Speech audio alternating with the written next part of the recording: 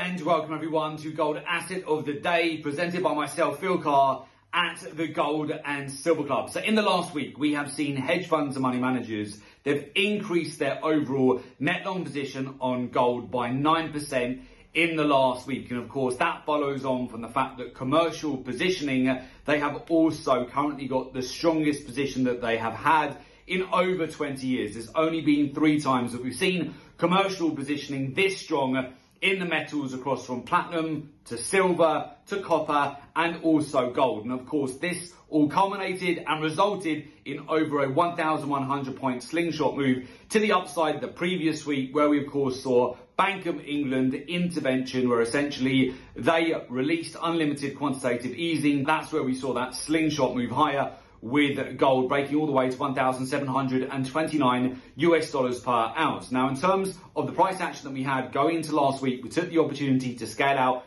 of a windfall amount of profit with our clients at the Gold and Silver Club. As you know, we built into 10 positions over gold and also platinum, so we continue to scale out of those profits. In fact, we managed to catch a lot of the move right at the top there, scaling out and banking a windfall amount of profit at the start of last week from Monday through to Tuesday. Subsequently, we have seen, particularly with gold, it has now retraced down towards 50% of the move. So essentially broke out 1,100 points to the upside. It's now pulled back about 550 to 600 points from the recent high. So this sits us right now at $1,660 per ounce. So of course, the major game plan at the moment, as I mentioned on the week ahead report here, if we were to break all the way back down towards the swing lows, which we've not done yet, but that would be residing back down towards the 1,600 level, absolutely, I would be looking to reaccumulate. However, because a lot of our positions have already been built in really early, it means that we're still in trades and we're just managing those positions. So if we were to just find support around the 1,660 level, which is mid-range at the moment, then I'm just looking to take advantage of further upside with the metals and scale out of more profits on a break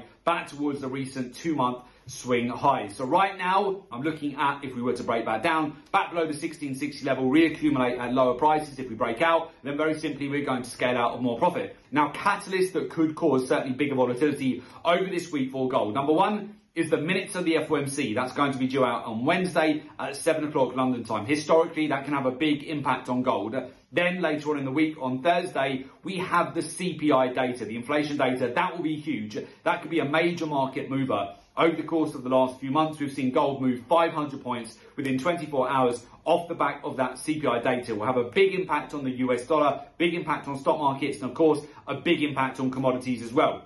So with that, Wednesday and Thursday, they'll provide lots of volatility. And therefore, if we do get a sudden dip lower, looking to sniper in. If we get a sudden breakout higher, looking to bank more profits. It's as simple as that. And of course, you just want to make sure that you continue to take advantage of these massive opportunities that we're seeing at the moment. The current market volatility for commodities means that very quickly you can build out your position and then bank a windfall amount of profit. Have a look at silver last week. It broke out over 9% in a single day. Last week, we also had heating oil prices. They broke out 25% to the upside in just a single week. Oil prices, they broke out over 14%. You also had similar on gasoline, Brent crude oil, and across the whole commodity complex, as we had over 27 commodities making double-digit gains in the previous week, but we had immense moves off the back of the intervention from the Bank of England. And again, this comes down to understanding and knowing the fundamentals, the narratives in the market, the macroeconomics, the capital flows, which is extremely important. Further align that with the data, the cycles, the statistics in the market, the daily, the weekly, the monthly, the quarterly cycles for each commodity. Learn and understand those alongside the capital flows in the market, key areas of liquidity. Further compound that, of course, with how the hedge funds, money managers, banks and institutions